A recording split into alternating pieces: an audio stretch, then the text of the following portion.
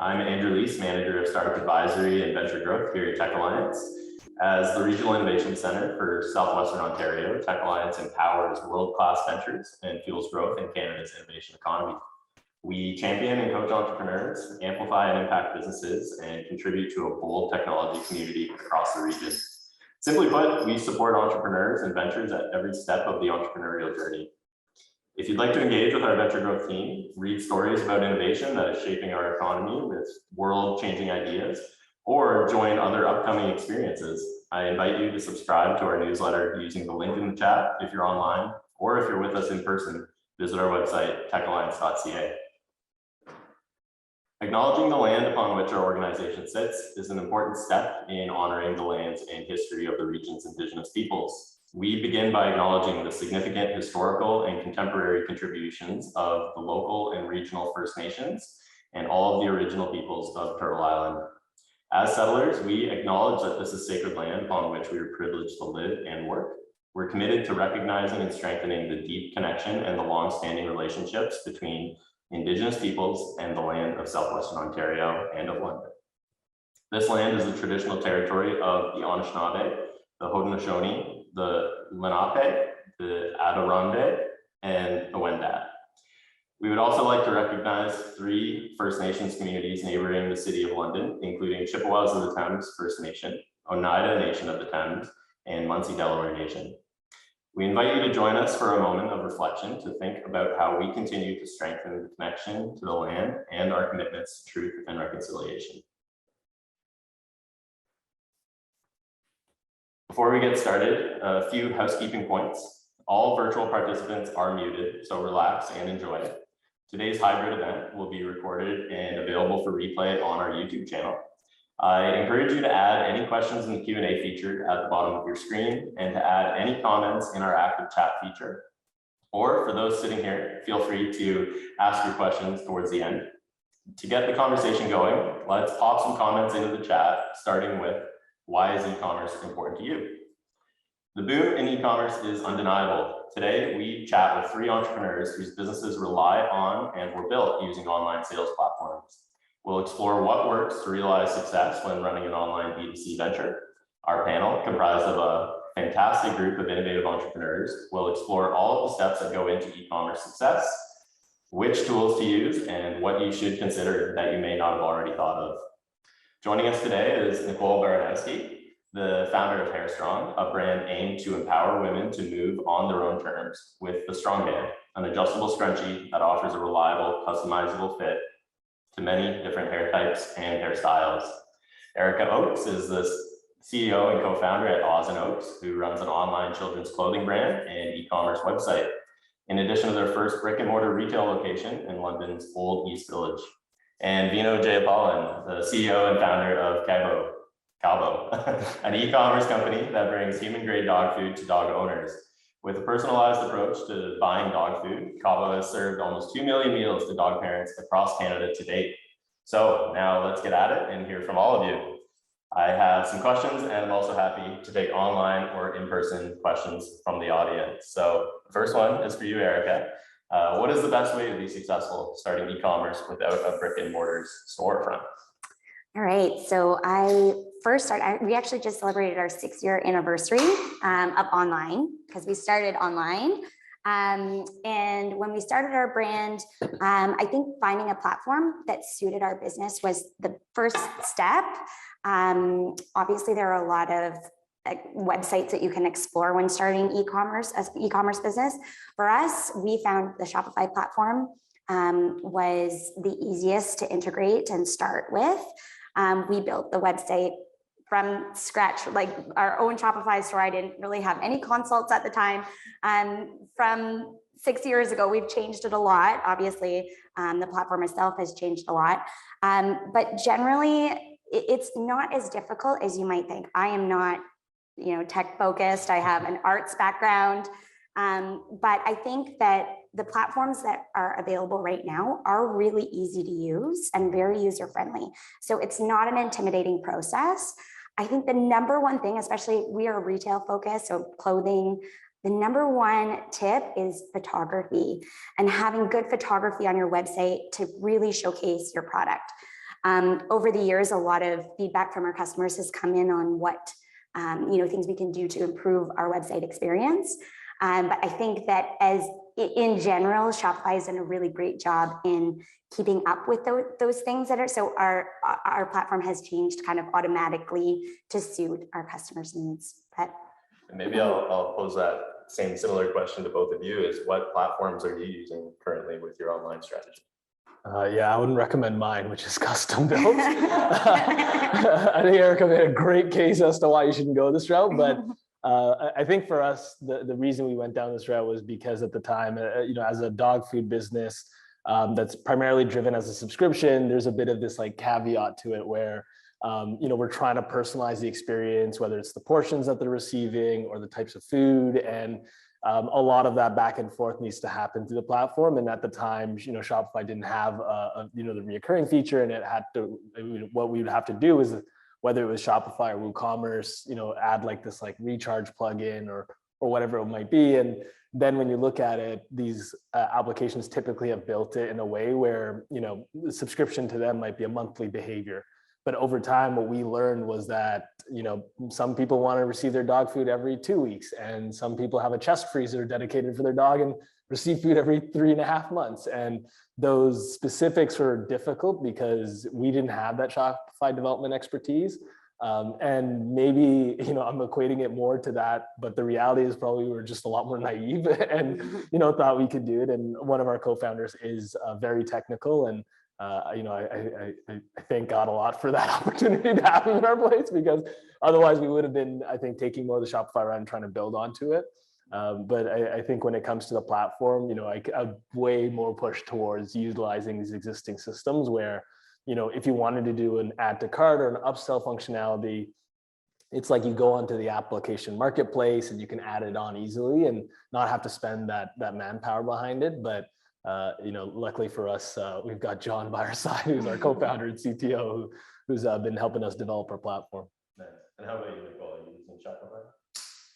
Yeah, similar to Erika, I don't really have a lot of technical expertise, and I think what Shopify does is lets me focus on my strengths as opposed to like worrying about all the IT stuff, the back-end stuff.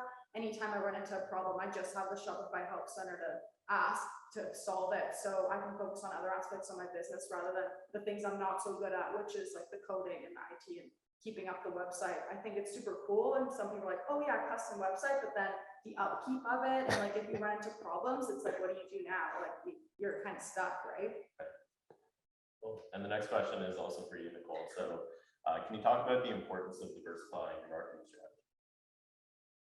So right from the beginning, I wanted to try out multiple approaches because I didn't have a lot of money, and I needed to figure out what stuck best, most effectively with the money I did have. And I think when you have different approaches, if one approach doesn't necessarily work out or plan out as you hoped, you have another avenue or another way to grow and take advantage of. So for example, when we first started out, we really used our university network and our friends to like promote the business and talk about it and use word of mouth, as well as social media. So using those two avenues at first, so that if our friends weren't talking about it, social media was. And that after a while, we started expanding into improving our SEO so that people could find us on Google. Partnering with the PR team, so newspapers, magazines, radio stations could talk about Hairstrong as well. And then we started going into pay-per-click ads on Facebook, Google, and Instagram, Facebook. And over time, you find that all these compounding effects actually adds up. So it's not just revenue coming in from one stream, it's actually adding on to all these different streams and just building upon that. Awesome, thanks. Vino, Kabo uses the subscription model. Can you speak a little bit to the advantages that come with that? Yeah, I think, especially in this kind of market where everyone's trying to struggle and find new customers, what's really interesting, I think, on the subscription side is you have a base that's using your product every single day, and there's an opportunity to grow that value within it. I think that's probably the most immediate thing that we're seeing now, as really a lot of the shift of strategy is, if you are pulling back on these resources with inflation of, like, let's say food costs or supply chain challenges, which affect us even though we use technology. What's great about the subscription business is you've really integrated yourself in like a daily ritual that they, associate with your brand, right? And, what better daily ritual that has an emotional attachment than your dog and feeding them. And, we're also semi-involved in the other ritual, with just picking up their poop. And, if we do a good enough job, you're not picking up as much, and it's an easy process. But I think, looking at the experience in the beginning, it was very much that subscription makes sense because this is something people are doing daily. And if you make the experience well enough, for them, you're really integrating into a routine. And, in comparison, when you look at like the human, let's say food side or ready to eat meals or meal kits, that subscription is a little bit trickier as you're trying to, integrate yourself into something that changes quite a lot. And I think that's the number one thing that, a lot of subscription businesses are figuring out, that, as you launch as like a pizza subscription company, or essentially servicing humans in a way, you have to understand that the dynamics are not the same for everyone.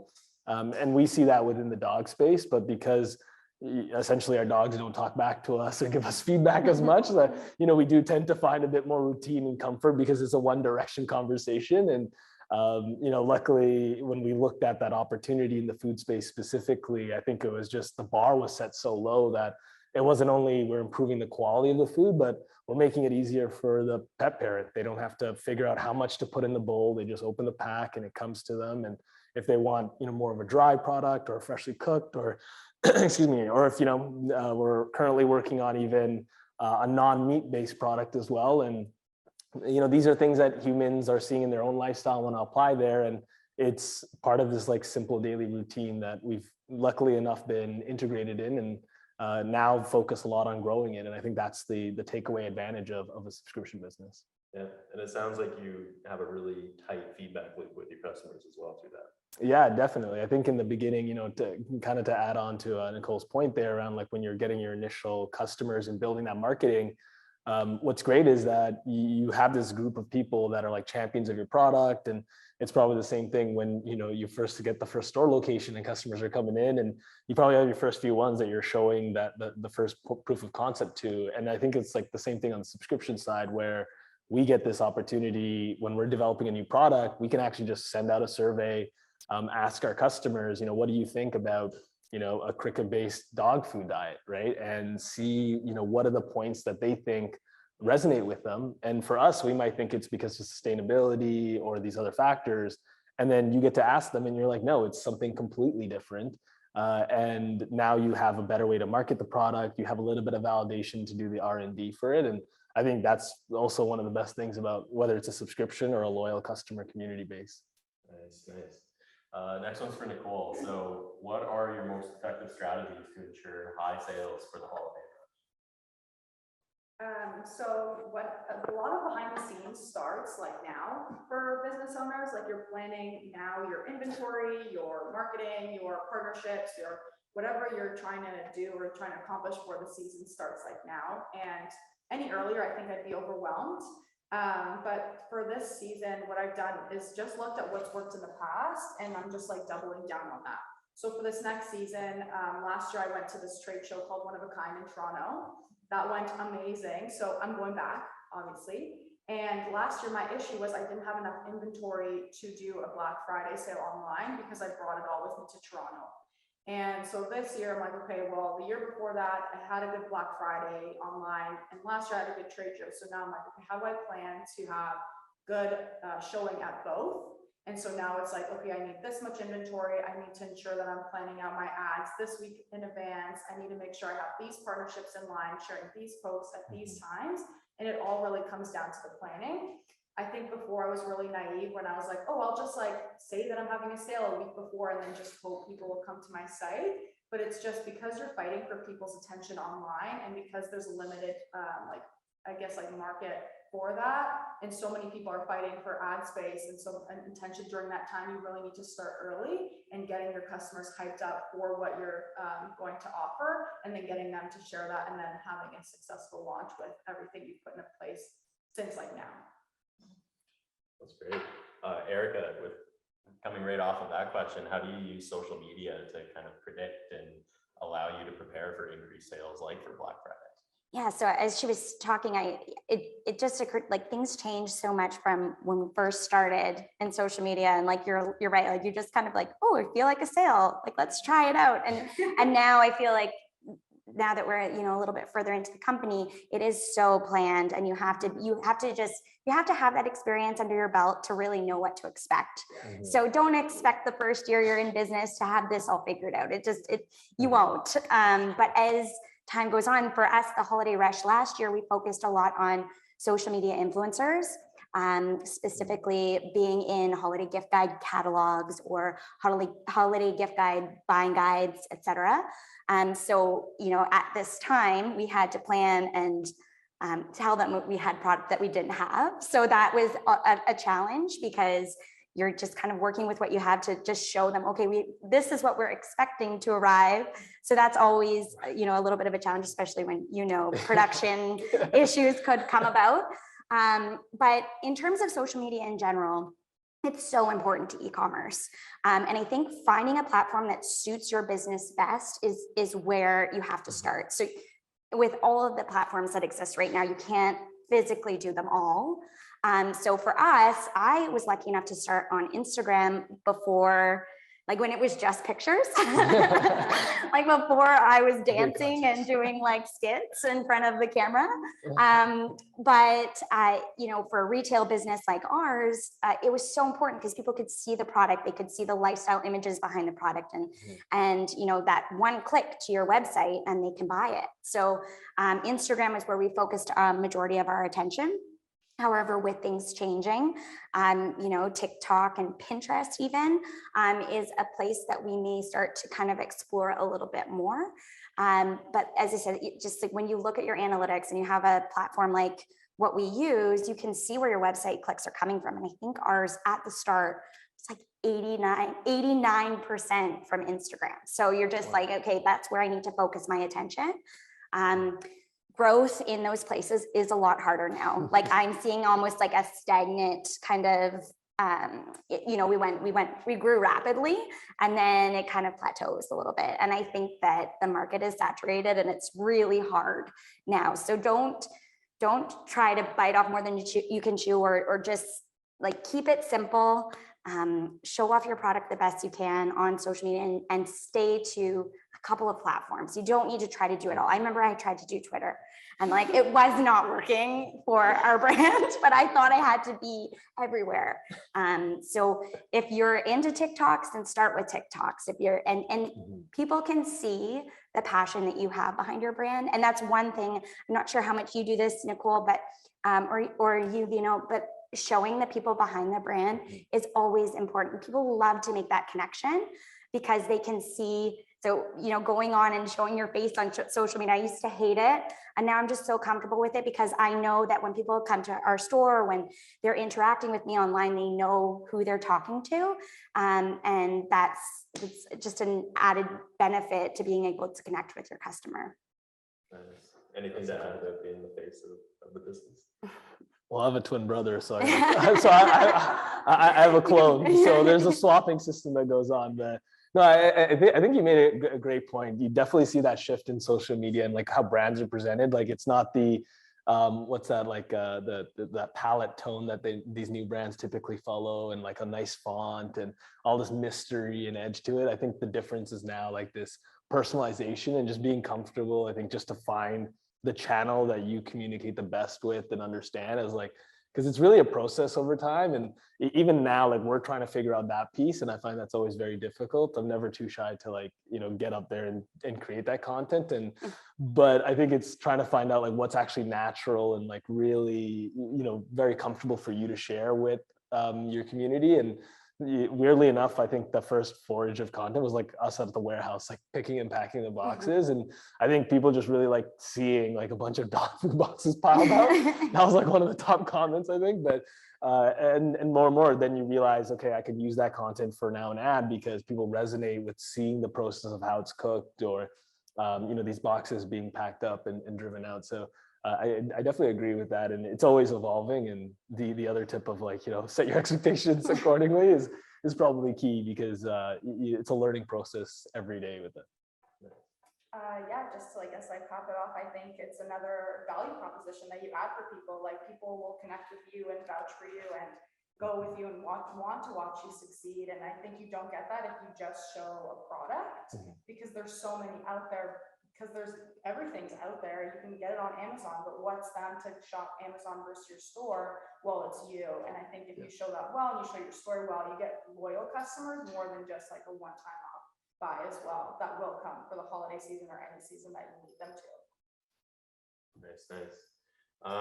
So Erika kind of alluded to it a little bit about production issues, but Vino, how do you anticipate problems and solutions for supply chain difficulties over time?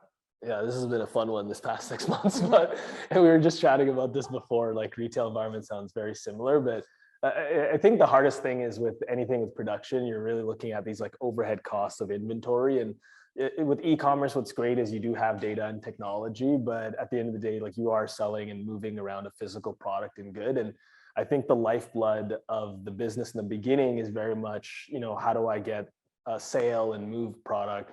And then later on, what keeps you up at night is, how do I manage this cash flow of the business where, not only are you trying to drive these sales, but you're also trying to understand how do I do the inventory modeling. And I think the biggest takeaway that we've had is, especially over the last 6 months, is at this level of scale where, we're doing probably 50,000 orders, 50,000 probably orders in the last, 6 months at the end of last year. Looking at this year, it's almost, we're going to be doing double that size, but it's very hard to predict it and plan accordingly because a lot of these capital costs of like expanded warehouse or staffing comes later. The way that we started dissecting it a bit more was just being able to be e-commerce. The first step is you can actually model out what the consumption is or the sales. So you really have to understand the levers that drive it. So if it's very much tied to your ads, then you can understand that if I'm going to be spending more, then maybe there's this like linear correlation to planning that production. Then there's a reality aspect where it never works out exactly like that, but it's just this diligence of being able to stay on top of it. We don't use any like fancy software. It's as simple as having a Google sheet that just tells you week over week what are your sales volumes like, and how are your inventory levels. And it gets trickier, especially with production when now we're across Canada. We have 3 fulfillment centers, one in Ontario, BC, and Alberta. And each of them service different volumes, and being able to then plan it really just comes down to thinking, you have this truck that can move a certain amount of food from one location to the other. What's your bet going to be? Am I going to try and stock up 8 weeks worth of food there, or is it going to be 6 weeks? And each time it's a bit of a different decision, but I think in the beginning, having a bit of insight to understand, do you know the sales volume that's coming in? And then 2, like how long does it take for you to produce this product? Are the 2 most key things that I think we did really well documenting early on, so that you have a bit of history to actually plan and figure out, how do I make sure that I have enough production and inventory, but I don't overdo it by, over investing into it and sinking too much cost, because that's tied up capital that you can use to grow the business. So there's always that weight between it, but luckily for us, I think being a subscription business, we know a certain amount of volume that will always be there. And now, our production planning variance is probably 10% on and off. So it's not too bad. And, the great thing is, especially with this market where things are getting tighter, inflation costs are higher, we can be a little bit more risky and, only have a 5% variance, let's say, or a 5% buffer, and still be okay with that decision. Only because we've had like a historical amount of information that's been documented throughout that process. Yeah. So I guess I'll pose the question to Erika and Nicole around there we go. So I'll pose the question to both of you about volume increases as well. In a non-subscription business, how do you sort of manage or predict? Yeah, I mean, it's difficult. I will say, especially when you have something like clothing that's even broken down further into color and sizes, and then you're trying to predict that this many people who are a size medium are going to purchase, or this many, so it gets even more complicated. But there are times where we have been really inventory heavy, and then you just have to kind of plan to make it some items discounted, or plan to specifically market that color or that product. And the one thing about inventory is that it can, of course, affect your cash flow, but it is at the end of the day, it's product on your shelf. And if you've got a good brand, you're going to sell it. So I try not to panic too much when we are inventory heavy, especially given the climate. I mean, you don't really know how people are purchasing. It's been really hard to predict. And I think a lot of retail businesses are going through this right now. Yeah, it's just kind of taking a risk and going with your gut in terms of, and looking at your past numbers. I think that's really important. And kind of planning from there. I mean, something that we have really been focused on, especially for the upcoming season, is we've got our great customer base. We've got a really loyal customer base. They have a lot of our products. So how are we going to keep these people interested? And so what we've been really focusing on is developing new products, because these people love what they have. So how can we keep them coming back and wanting more? So we started, in a children's line. So I've got, a 0 to 3 month baby romper that starts them off right as soon as the baby's born. And now we go up into adult lines as well. So hopefully keeping that customer buying for all members of their family, and then creating new products. So that's kind of how we're dealing with inventory going forward into this holiday season. But Nicole, did you want to expand on your retail practices? Yeah, I mean, I think it's a fine balance between making sure you have enough products so that you don't miss an opportunity to sell, and then having too much and then freaking out about wanting to sell it. And I think that's always going to be like a struggle point for me as well, especially because I don't hand make these myself. I get them handmade in London. So I really rely on my seamstress to make these. And so this summer she actually left for 2 months to go on vacation, which I'm like, okay, fine. But that means that I can't order monthly from her. I'm going to have to pre-order all these units. So now I have a lot of inventory to plan out for the months that she's not here, or even ordering from overseas now, or just starting that process. I have to take into the time of okay, it's going to take 3 months to get here and I need to pay that now. And so it's balancing that. So I find you're never really going to have an answer, but as long as you built that brand, you know that you're going to have sales coming in at some point. Just how do you be creative and get them coming in quicker when you're strapped, or getting them to excited about your product to repurchase and help you and out of those tight spots. And just to add to that, just because it's something that I've learned over the years, is we have a couple spots that we do production at. And I actually was told by somebody not to do this, but I was like, you know what, I have, some people in London that do some production for me, some people in Toronto. I'm just gonna keep my options open so that when you do have a problem like that, where you have somebody who's not able to produce for you, you can always look. So our production team in Toronto usually does have, if we have the fabric, at least a 6 to 8 week turnaround. So, and that's if we have fabric's always hard to get. But so at least I know that if we have a time in which we won't have product, I can go to my other resource and access them and maybe create something new or something smaller in a smaller batch maybe. And I find that works really well to offset any times so I'm not missing out on sales. Nice.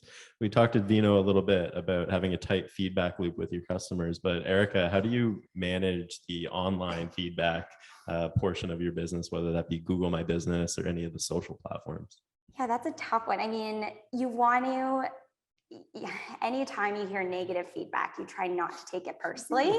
I always end up in tears, or, I'm very emotional about it. I take it very personally. So don't say anything mean. No, I just joking. No, but I think I've learned to develop a thicker skin and try to take that feedback with a grain of salt as well. Take it with okay, what is this customer trying to tell me about the product? How can I improve this? How can I make it better? And look, sometimes customers will say, I would love it if you made this. And so we do, and then nobody buys it. So it's just a matter of trying to hear the feedback and then really know what's going to work for your business. Because I mean, we're a very basics kind of company. We use, core colors. We will vary our colors, but I don't have a lot of print. And so when I have people say, you should do an NHL print or something, I'm like, not really on brand. But it's just a matter of taking that feedback and really applying it and knowing how to communicate with customers where it doesn't sound argumentative, because in times where you're trying to maybe explain to them that maybe that's not possible, I always just end up being okay, this is a conversation with somebody, whether if they're fired up about something or not. And I just try to take their feedback with, like I said, a grain of salt, and really apply it to our business, and know that for maybe the one bad comment you might get, you have 10 good comments. And so really focus on that positive feedback. Yeah. Nice. Nicole, just talking about your online product pages, what do you find are kind of the key factors that you need to include to drive conversions? I think as soon as you start like putting stuff on your product page, the main goal is to get people to trust you. And to do that, you need to give them the information to make an informed decision on whether or not this product is right for them. Because it's the worst when you have something on the website and you get it and it's nothing like the picture. Like, I know so many people who've ordered like tables that are like, they thought it would be a great coffee table, but it's like a miniature table, like toy, right? So the goal is to give the customer as much information as possible that, one, tells them about the product, but also tells them the story about you, that convinces them and gives them the conviction to buy from you. So all the way from, Erika said, great photography, great visuals, so that they can see themselves with this product. You want copy that elicits a feeling of, oh, my life would be better with this product in my life. So if you're not a good writer, I would get someone to write that for you, because that's also a good way to communicate that. I found that videos work best as well. So for me, my product is very like visual based, because it's different from what's out there. And I can normally depict that better in visuals, such as video, more than text or pictures. And with that, you want like, what's your product made out of? Where's your product made? Why you made this product? And like all this information that would have someone be like, you know what? Yeah, I kind of need this. Other factors that I've had like recently really just thought about is be transparent with your pricing as well as your shipping. So I know with Amazon now, it's like people expect free shipping, but it's not possible to free ship with, especially because all the shipping prices in Canada increased so much. Like even for one scrunchie, I still pay like $20 to get it to BC. And that's not affordable for me. So obviously like I can't take on that full cost. And so being transparent about that on the product page so that they know it's coming before you get them to the checkout. And then it's like, oh, by the way, shipping's this, and then they leave. So being super transparent, on brand, using your tone of voice consistent throughout the whole process, as well as giving them the best information possible so that they can eventually make the purchase. On that shipping topic, do either of you have tips for how to make shipping less a factor in that purchase decision? Yeah, I guess like with the shipping component, what's interesting on our business model, because we're essentially moving this like frozen or dry food from one location to the other. And if anyone remembers, pets.com was in 1999, and I believe it was like one of the biggest flops from the .com era. And the biggest issue is like, how are you going to ship, a 20-kilogram bag of like dog food? People are probably not buying that much dog food at a go, but how do you ship this from one location to the other? And I think one thing that changed that allowed our business to work a bit better, and I remember Nicole and I were chatting about it as well, because I always love asking people like, what's your shipping rate? I can get you a lower one. But the thing that's changed is like last mile delivery and logistics in e-commerce, where now that we've had this like gig economy of drivers for Uber and Lyft, what's happening is we're seeing a lot more of these like new style shipping couriers who are not your federal players, but are working in like Greater Toronto to like Southwestern Ontario, all the way to Eastern Ontario areas. And they're essentially, creating this software and application where a driver can come and they're, typically maybe doing Uber, but now we're delivering packages. And instead of, you paying a rate that's probably looking at things like fuel surcharges and et cetera from these federal carriers, this model works a lot better, where you can probably ship, for us, like a box of like dog food for like $5 to $6, which is like unheard of. Obviously, it's not going all the way out to like Northern Ontario at this point. But what's actually interesting is these last mile partners, like the one that we work with called TiltGo, is that they're incentivized to figure out how do they get these gig drivers in these other further and further communities.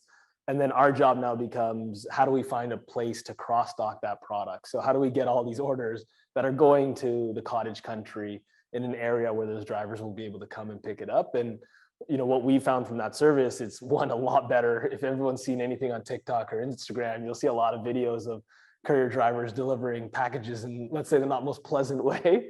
But what we find with this is it's really an incentivized model, right? It's similar to the gig economy where these drivers really want to make sure the experience is great, and they'll take a photo, they have the technologies further in advance, where the customer is getting these updates. And I just find our boxes are delivered a lot better, which is like the most simplest thing we want to ask for. But when you're trying to work with the federal courier and going in that direction, I find it's so hard, right? Like I think they need a certain amount of volume to give you a price discount, and you want a certain level of quality, which is hard for them to do with everything that they're in terms of their workforce. But this new area is the one that I'm most excited about for e-commerce. Awesome. All right, so next one's for you as well, Vino. So what percentage of your budget are you allocating to spend on either your website or social media? Yeah, I feel like on the website, people should just aim to only spend, like, think of it as like a one-time thing in the beginning, and then just, pay your subscription fee to Shopify or WooCommerce or Magento, whatever one you choose. But I think in terms of advertising budget, the best way to think about it is understanding like the unit economics of like acquiring the customer. Because if you're targeting it based on a cost per acquisition, which is typically what people will do on an online platform and say, I want to pay $30 to acquire a customer. But the big thing you need to understand is like, how much value does a customer provide? So are they, coming back to your site and buying 4 times a year? Are they coming back and buying every month? On average, if we have a customer for about a year or 2 years and they're purchasing a $50 box, it's 24 months times $50. Like that's the way we should value that customer. And then you actually build your budget from that. But you need to make sure that's realistic. You don't want to start and say, oh, I'll have my customer for 5 years and they'll be buying every month.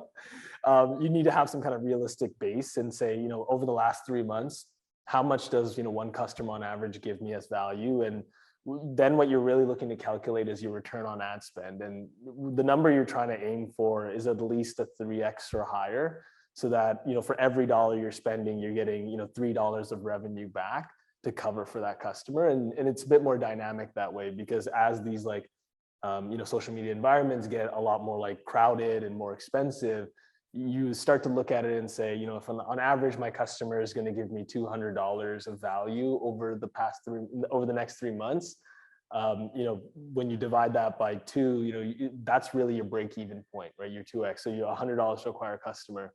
But you start to get a bit more detail to look at the channel and say, does Facebook give me better quality customers, or does Pinterest? Or does someone come better quality offline than online, right? And that's really the way you want to start breaking down your budget, so that you look at it and say, if my budget's going to be $500, then I know my goal of sales is going to be 3 times that amount. Eventually, once the companies start to get bigger and bigger, you start to see, a very formalized number come into place, and it's typically like 6% or 12% of your total revenue that you're driving. But I think in the early days, it's hard to say, hey, like, we're making, $200,000 and we were like comfortable with putting 12% down. I think the idea is you want to be very agile and look at it on a monthly basis and say, if I spent this much, how much revenue have I driven? And just use that as a benchmark and be able to adjust accordingly. Hopefully the mic's working. We've got an online question. So what was the worst and best experience that you've had with each of your businesses? So anybody want to go first? Not it. I think you really do get tested in this space, because you're putting the pressure on yourself. And I think as entrepreneurs, you always want to be the best by yourself, and you always want to see the best. So I think I'll start with my worst experience.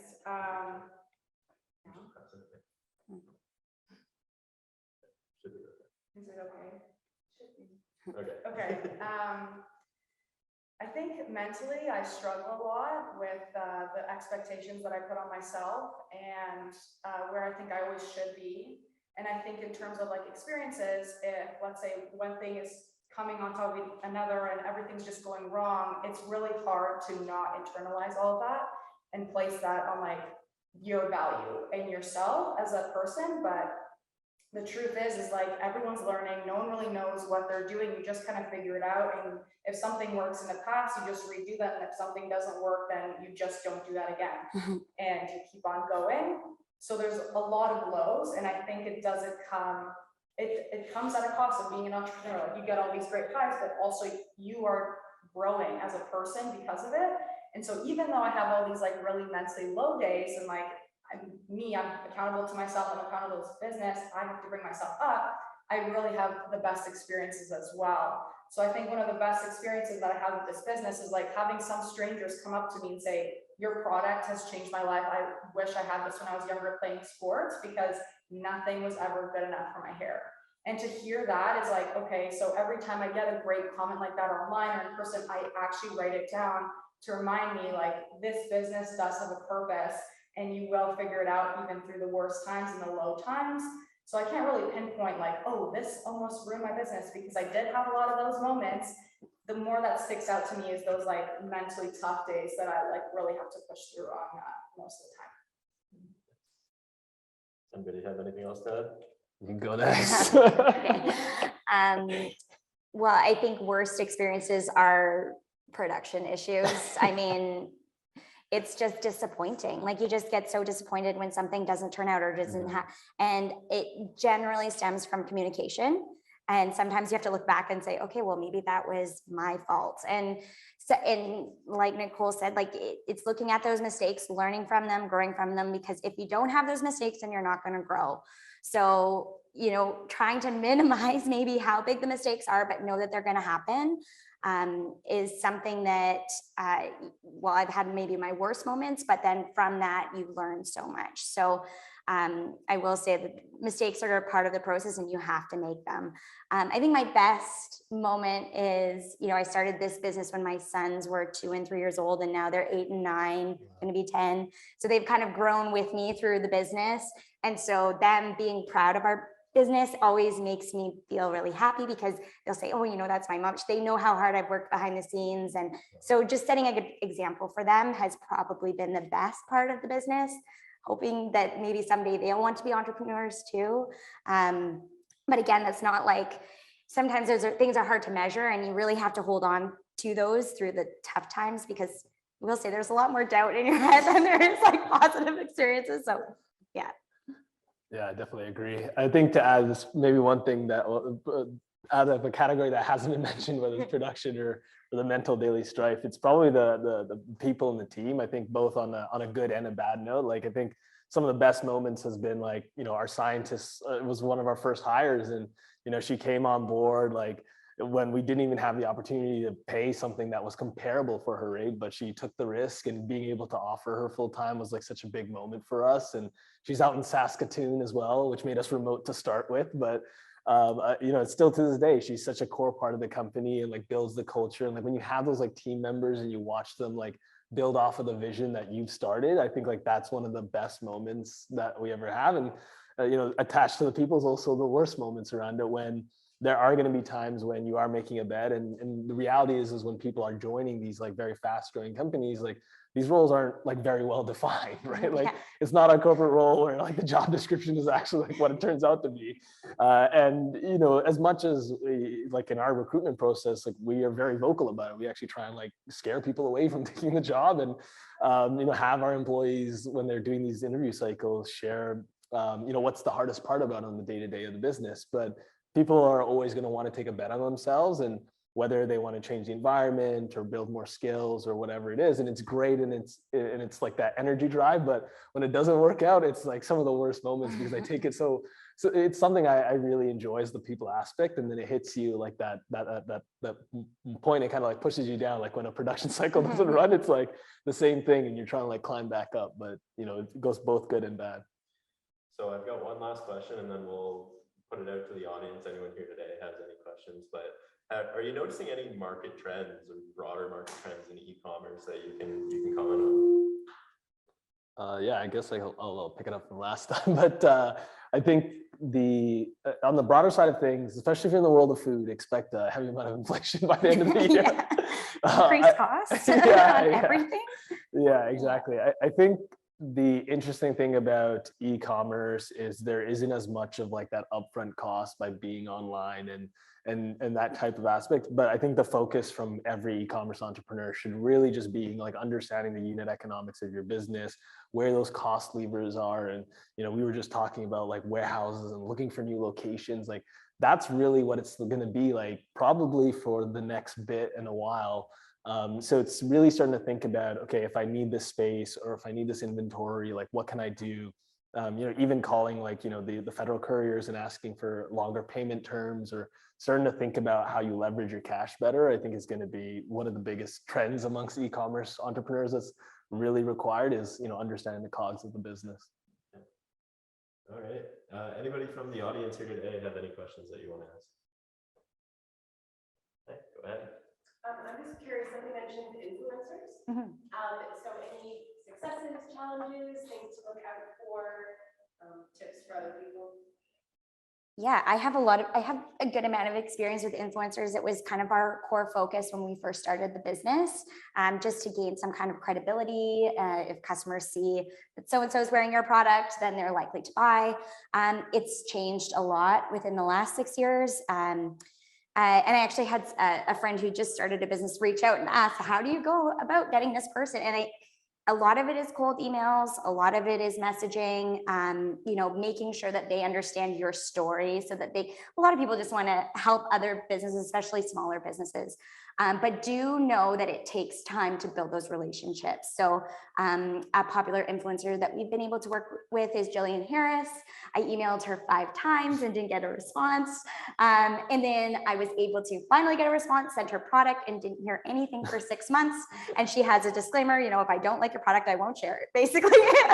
And so I was always like, maybe she doesn't like it, but she was just testing it. She was trying it out and she's going to only share things that she really likes. So one day I was on a walk with my kids and she posted and we had 50 orders, like right off the bat after she posted. And I think she posted a link to our website, which was incredible. And I didn't pay her anything for that. And that's kind of unheard of at this point. That was 6 years ago. So it's changed a lot, but I would say just be persistent, share your story, and start within your local community. Like there are lots of people who might have smaller followings that you're looking at and kind of disregarding, but all of those mean a lot. Like sometimes people with a smaller following actually have a very connected community. So don't just look at these big numbers from people and, you know, disregard them. I think that it all starts from word of mouth. Like Nicole said at the start, it's starting with your friends and family and then going from there. Some of my cousins are my biggest influencer because they have like, you know, there'll be a teacher at school and they'll share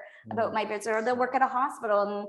And we did a campaign when COVID first hit with, we donated beanies. And so those beanies, like through word of mouth, that people got a beanie and then they came to our store. So I think that don't disregard the small influencers is a really important point.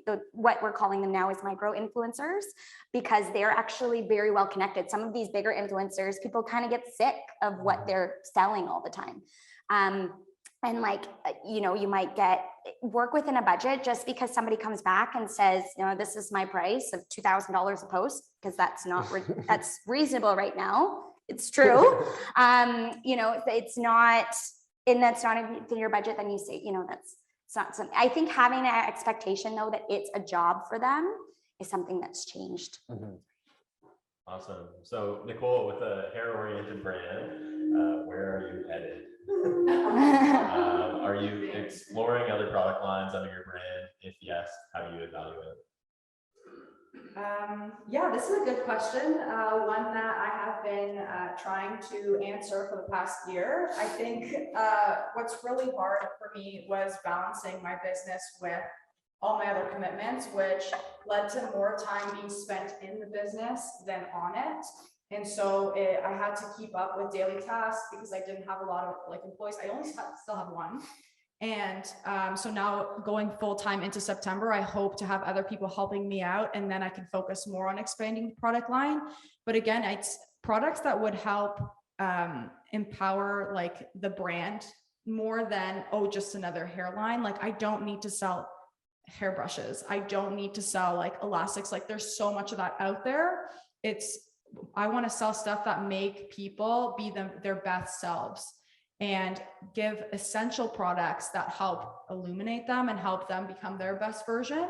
So whatever that looks like, I'm not going to spread like secrets right now, because if it doesn't turn out, I don't want you coming back to me and being like, you said you're going to do this. So I won't say anything now, but it is towards like it being inclusive of my brand and like having it brand centered of like empowering you to be your best more than, oh, another like hair care line. Alrighty, so I think that's it. We'll wrap up, but that was definitely a robust and eye-opening conversation. I'm certain it'll be helpful for a lot of people both here today and in our online audience to help them point towards digital sales. Really, thank you, Vino, Nicole, and Erika for joining us today. This has been insightful for me as well. I love chatting with entrepreneurs like you. On another note, on September 14th, don't miss our next community connecting event, Patio Lanterns, at the fabulous Infotech offices. All details will be found at TechAlliance.ca under events, and keep an eye on your emails for more information as well. So with that, we'll say goodbye. Thank you all for being here today, and take good care of yourselves and each other.